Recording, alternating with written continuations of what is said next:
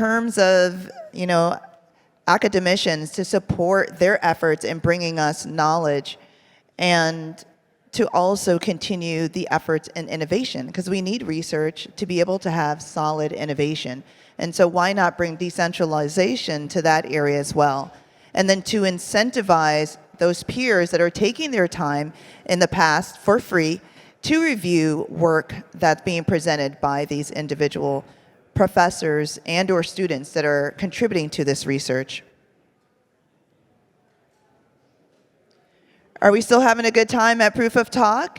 Yes, yes, all right. All right, you guys are enjoying the food and drinks in that back area, I'm sure. And then I'm curious to see where everyone's from. Show of hands. Europe, show of hands. Okay, Asia, show of hands. North America. All right. Caribbean. All right, okay, we got someone from the Caribbean. South America. All right, okay, we're representing today at the Proof of Talk. I love it. And we have another really exciting panel coming up. And just to continue with the excitement, we'll be talking about innovations in staking. And I am going to welcome the lovely Alexis Tabak from Chorus One to the stage. Please give her a round of applause, everyone.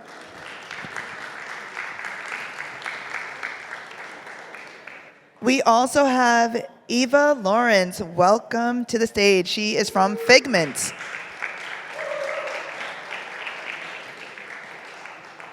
And from Ether.fi Cash, Koray Koska. Welcome to the stage.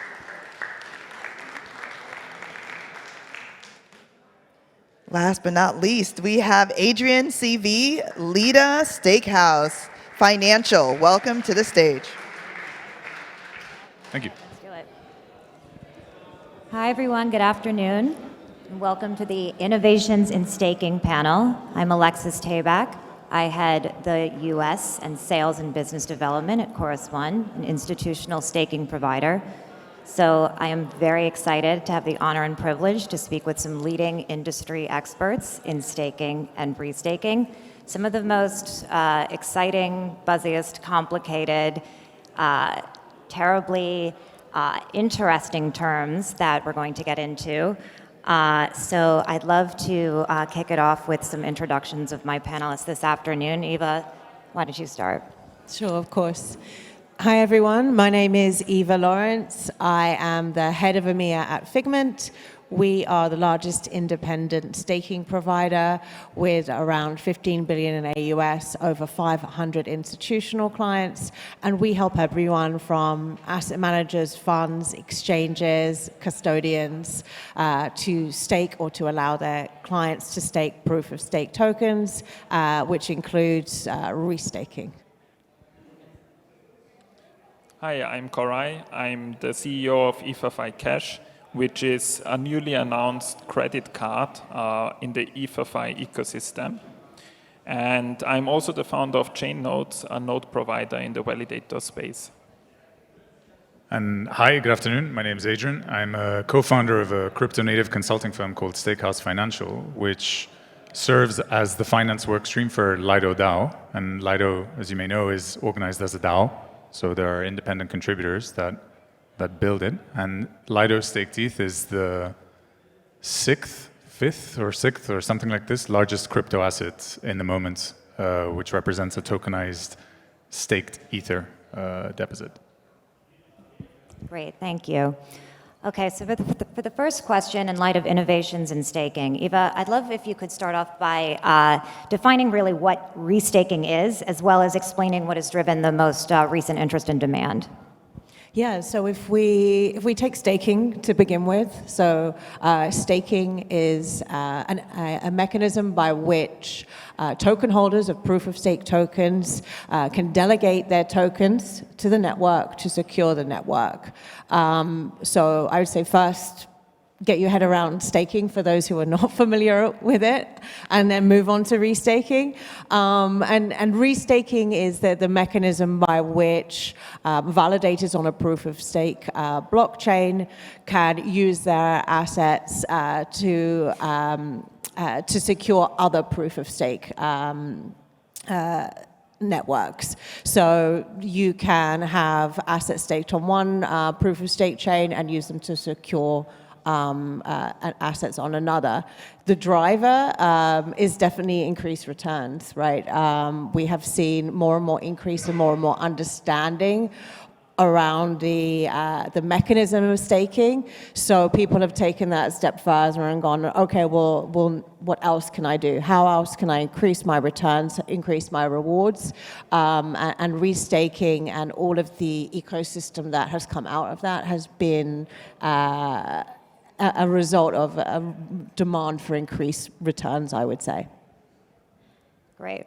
So on that note, Koray, do you think restaking is this great investment opportunity and a leap for crypto security, or is it this too good to be true promise of amazing yield-on-yield rewards based on flimsy fundamentals?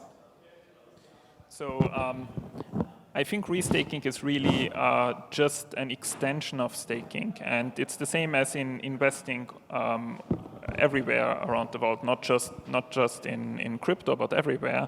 You have slightly higher risk and slightly higher returns, and that's basically it, just from a surface level. Obviously, if you go deeper, then you see all the technical details, and you also see how different it is from real-world investing.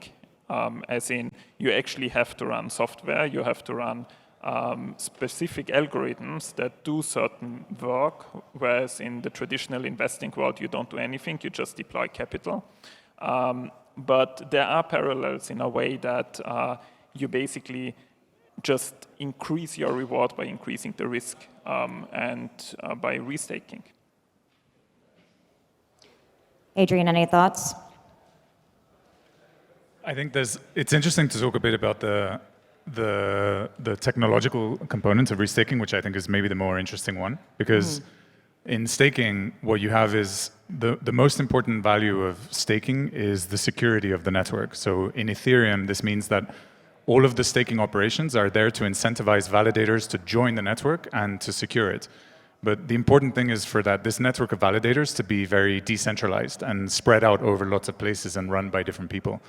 Without this, there's no real security or value even to the Ethereum network. And bootstrapping one of these networks is very expensive in terms of investment. So typically new layer 1 networks will spend a lot of native token issuance to bootstrap this network of validators, which is necessary for users to feel safe to use the network in the first place. And so the interesting thing with restaking is that it promises to do a sort of buy versus build option for new networks that need security. So instead of building a new network from scratch, the promise of restaking is that you can essentially rent that security from the underlying layer. But for example, in Ethereum, restaking is only as secure as the network that you inherit security from. Correct me if I say anything stupid about restaking here, but fundamentally restaking's security depends on Ethereum's security that is inherent, that is sort of underlying that. And so as a technical innovation, it's certainly very, very interesting and will hopefully engender a new ecosystem of secure networks and applications. Yeah. It still seems like it's a complicated concept, though. Is there an analogy, and I'm curious from either of you, that is either from the Web 2 world, when thinking about explaining restaking that you use, or an analogy from another field? I mean, I think it's difficult to put together an analogy, and when you do, you almost do a disservice to the technology itself, trying to compare it to something in the Web 2 world or just in general. I would say the closest that I would get is almost thinking of this something that's not available, but if you could use your deposits, use my example here in my UK bank account and the interest earned on that to secure the London Stock Exchange and the banking system in the UK. And then at the same time, my deposits also could be used to secure Euronext or 6 without having the complexities of, interbank and cross-border transactions. Like if that were possible, I would say that would be the closest you could have to staking and restaking. But again, I think the problem that we have is that people want to select an analogy for something that is quite unlike anything we have in the traditional finance world, in the Web 2 space.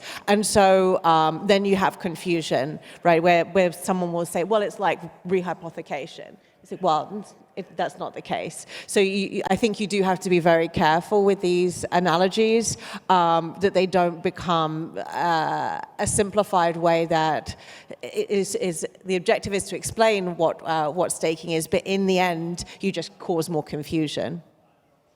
I don't know if you guys have if you can think of any better analogies that get us there, but I'm always skeptical.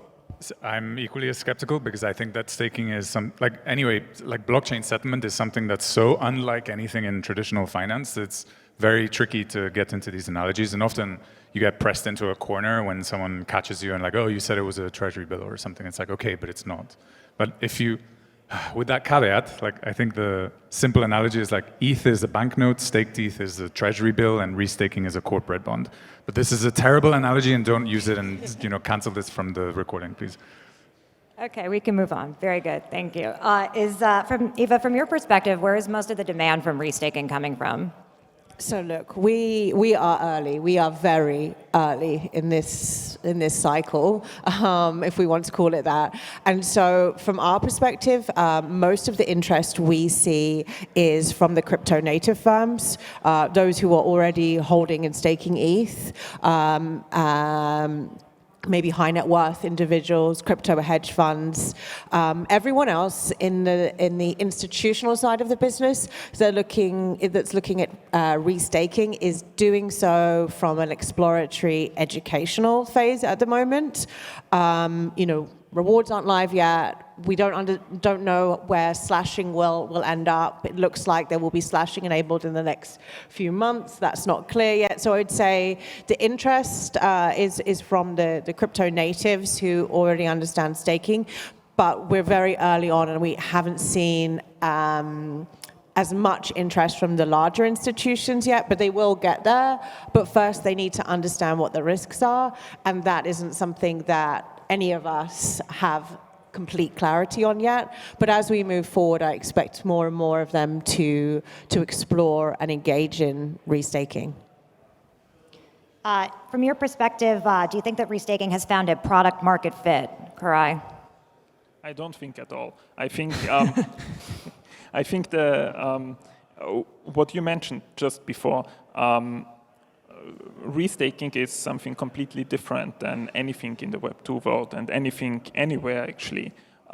So there's not even product market fit for restaking itself, but the AVSs that will actually make it profitable for people to even consider restaking, they haven't found product market fit at all. I think there are a couple of ideas on what to build, and there are a lot of projects that are currently building it, but whether or not people will accept it or it can actually serve as what you also mentioned, if it can actually serve as this alternative for your native token and for your native blockchain, we don't know yet. We don't know if people will accept it. We don't know if the applications can be built around things like that. But it's definitely very early to say whether it is or not. So product market fit, we are far from there, I guess. Great. So which is riskier, staking via Lido or staking via Ether.fi? Staking via Ether.fi is definitely more risky. This is very obvious because of something I mentioned before.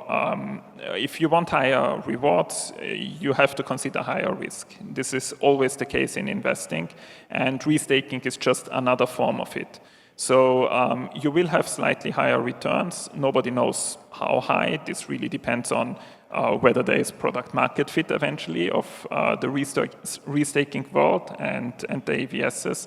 But essentially, it always correlates with higher risk. And the lowest risk is always to stake from home, just a solo staker in basically your basement.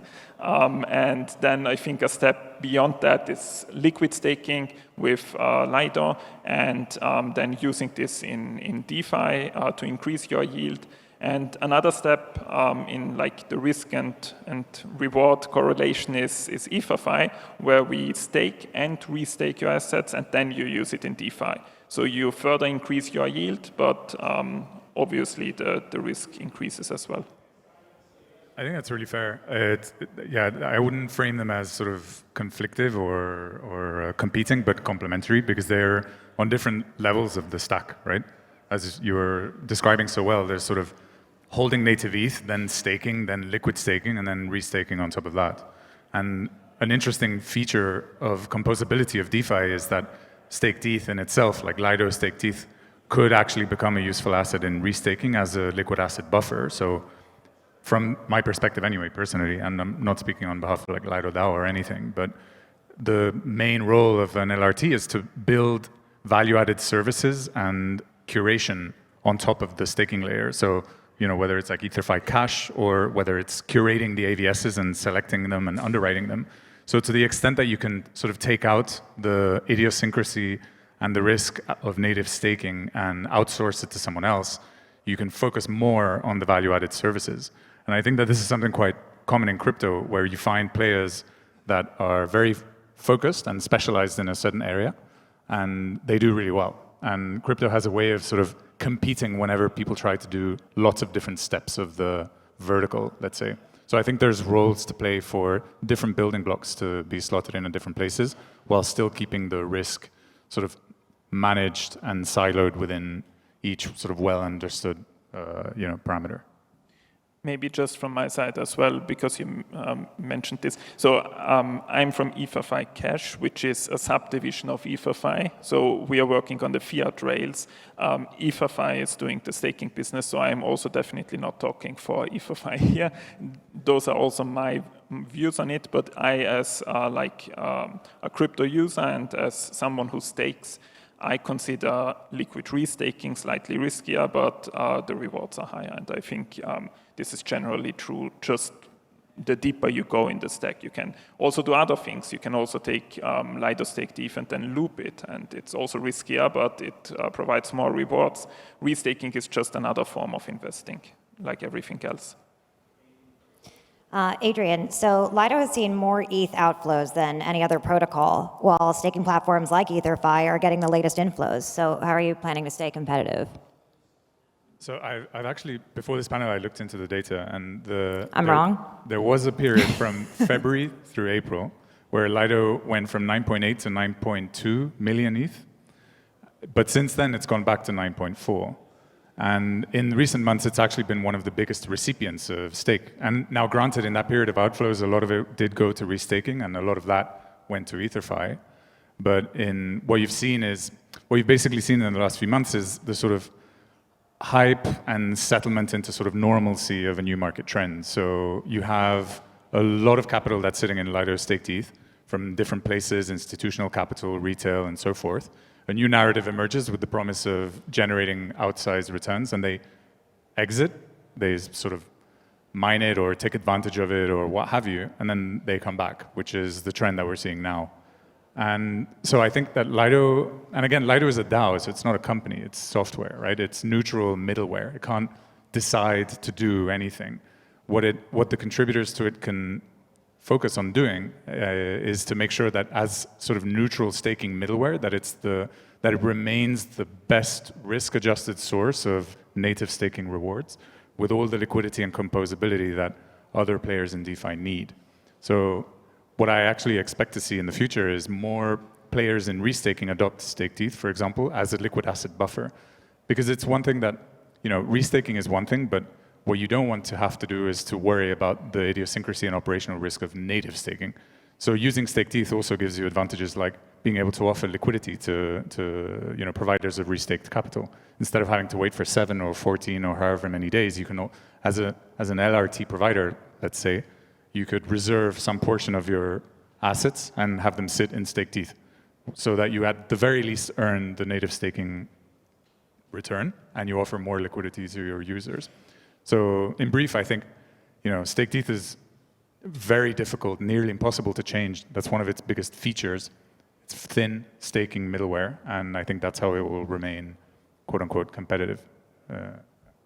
Do you think that there could be a world where Lido offers different funds, basically, where certain ones are natively restaked and the current liquid staked ETH is not, but maybe a second version of it is, and just complements Lido as it is today? So Hasu is a Lido DAO contributor, an anonymous or pseudonymous contributor, and he proposed a new strategy for Lido DAO in light of restaking, and part of this strategy involved not doing precisely this. So not getting into restaking as Lido, because it would be, firstly, nearly impossible to coordinate a herd of cats all over the world who are, open source contributors, but to instead make it possible for other people to do exactly that. So if an LRT provider wanted to use staked ETH, they should be able to, and their, staked ETH should be kept minimal in order to make that possible. I don't think this is my personal view. I don't think it would be possible or desirable for Lido DAO to issue a restaking token or something like this.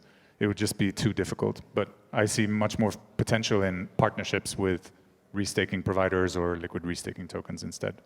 So you mean that a separate company could use Lido staked ETH as kind of collateral to issue another liquid staking token that is firstly restaked, and then just there's yet another liquid staking token?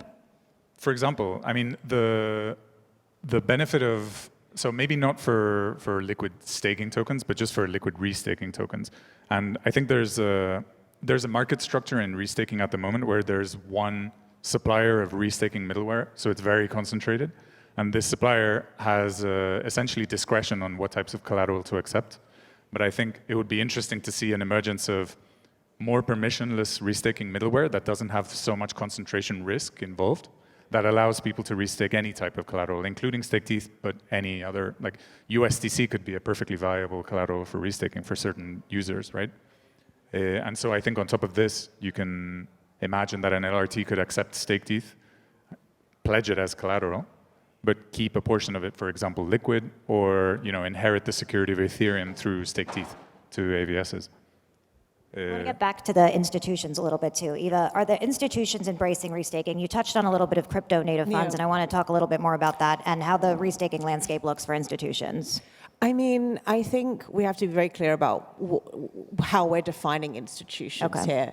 So I think that, if you're talking about staking and restaking, if you are a large regulated institution in the true sense of the word, in my view, you are going to sit at a different point on the risk-reward curve than a crypto native firm that I would refer to maybe as more of an enterprise. They are going to have different internal policies and processes about how they might be able to get involved in both staking and restaking, and how they can partner with firms to do so. So, enterprise firms, and we talked about level of risk already, but enterprise level firms might be okay with restaking on with Ether.fi or with Lido, but large institutions, that's not an option for them at the moment. They are not able to transact with or work alongside Lido or Ether.fi, in my opinion, in my experience. What they will do is they'll come to Figment, who they can then stake their ETH and restake their ETH. But like I said, the large regulated maybe more traditional institutions, they're less further along than some of the crypto natives in terms of their progress on restaking. And again, it's important to highlight here, right? There are no live active rewards on for restaking at the moment. So I think that once we move further along from the point system to actual rewards, that might change. But at the moment, the large institutions in the traditional definition of the word are less further along than the more crypto natives. I do expect that to change. I think the same applies to liquid staking as well. We've seen that from the Figment side too. We have a collaboration with Liquid Collective, Alluvial, who are an institutional focused liquid staking offering, and they have also seen, the institutions in the true sense of the word have different requirements to the enterprises, and so they will have a higher requirements in terms of both onboarding, compliance, due diligence, and a lower tolerance for risk when they're looking at liquid staking. And I think we'll see exactly the same on the restaking side too. Please. So that actually differs from my experience. So I looked at this as well before coming to this panel, and it's difficult because, Lido is not a company. It doesn't sign contracts. People choose to use it or not, but approximately 25% of Lido staked ETH is currently held by institutions, whether it's crypto-native institutions or regulated institutions or what have you.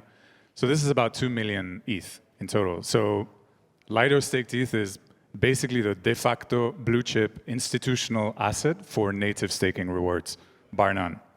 And you can see this because players like Liquid Collective haven't had much traction in the market by creating this narrative that there needs to be a sort of counterparty to face, because again, staking is so different. It doesn't really have any parallels. And I think institutions that wise up to this reality have already understood this and have already begun using staked ETH, whether it's as collateral on exchanges, whether it's as part of a stack of products that structured product issuers can issue, whether it's as a suite of staking solutions that a qualified custodian can offer.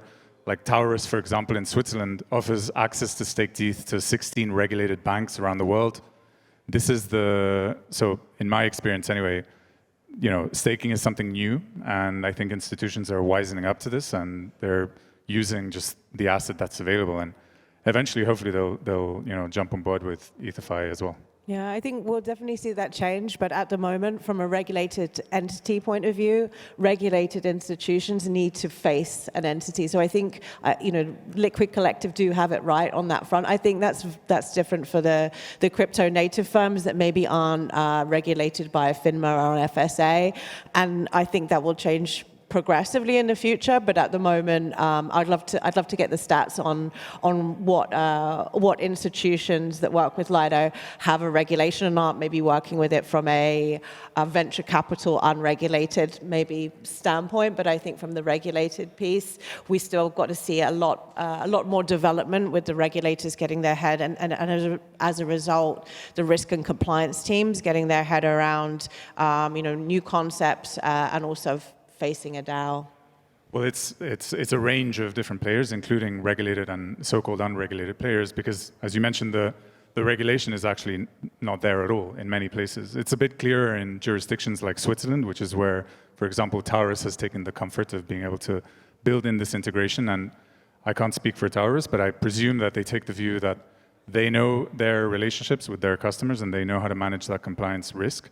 And they understand, and hopefully the regulator in Switzerland, for example, also understands that staking is a sui generis activity that doesn't really correspond to transferring funds in the fiat system, for example. It's just something new, right? But there's a lot that still needs to be settled with regards to regulation and recognizing some of these characteristics. And I think this is important for the value of Ethereum as a whole, because again, if we take a step back, like we're talking about sort of institutions and native and what have you, but the only reason that Ethereum really has any value is because Ethereum is neutral as a settlement layer. There's no real reason why it should have any value otherwise. It's slower than many other blockchains or databases. It has less latency. It doesn't have parallelization. But if you use it as a settlement layer, you're guaranteed that you'll eventually get finality and that you won't be able to get censored. And I think that this value is basically maintained by keeping as distributed a set of validators as possible. Fortunately, this is something that open source software is perfectly capable of doing. And distributing Lido staked ETH, for example, distributes it stake to Figment, to Kiln, to Chorus One, to others. And I think that this helps preserve the value of Ethereum as a whole for everyone. As I was warned by my panelists, I haven't gotten through half of my questions, but I would love if there's, I think we have time for one question, if possible, if there's any. Otherwise, I'll go to my list. Yes, sir.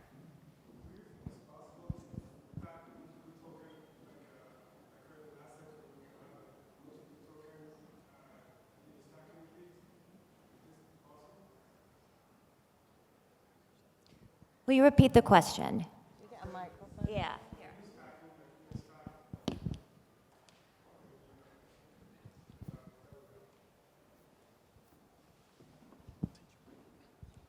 Hi, thank you for the panel. So my question is, when you stack a token in a blockchain, like you stack just one token, and I was wondering, is it possible to, like, when you create an asset in TradFi, like a optional exotic asset, when you have multiple assets in one trade, can you stack multiple token into like one asset? Is this possible? I don't think with traditional staking you have to build something around it. So this has to be in some centralized fund, whichever strategies it does, but not with traditional staking. Yeah, I think maybe it's worth saying that we probably should have done this at the start. When we're talking about a staking, where on stage today we've been referring to non-custodial protocol staking generally, right? In that you're taking an asset that you hold, delegating it to the blockchain, earning a return, but you're not necessarily transferring it, or there's no additional layer, nothing being created around that token.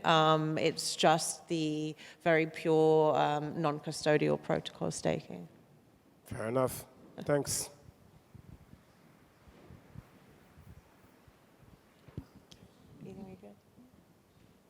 You want to do one more? Oh, sure, one more. Yeah, sure, I think we have time for one more, yeah. 30 seconds, rapid fire. Just very quickly, this one is for Eva, actually. Do you think the low uptake from institutions or institutional players is due to low regulations, for example, or is it due to things like concentration risk, because most of these products seem to be siloed in one network, for example, like on Ethereum? What's your perception, if I may ask? Yeah, so I think it's a combination of things. It is maybe the lack of regulation, the lack of clarity, it's lack of understanding, right? Because these are very new areas. The institutions are first looking to educate themselves. And the first question that comes up is, what are the risks? What are the risks of restaking? And those risks aren't yet clear. So for a large institution that has an internal risk compliance team, and they are asked by that team to put together a model of around the risk for that institution, is simply not possible at this moment. So I think that these institutions are educating themselves, but until there is clarity on the risks and the regulatory implications, they won't move forward until they're able to illustrate that internally and externally.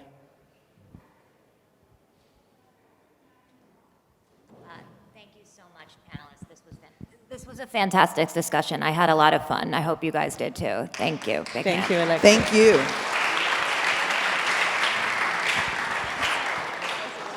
What's that? Oh, yeah. Great discussion. Thanks. And show of hands, who has actually staked before? Show of hands, or is interested in stake? Oh, okay. All right, love it. Well, this wraps our pre-lunch session. See you back here in exactly an hour. Thank you again to our speakers. That was a really, really dynamic discussion. So see you back here after lunch.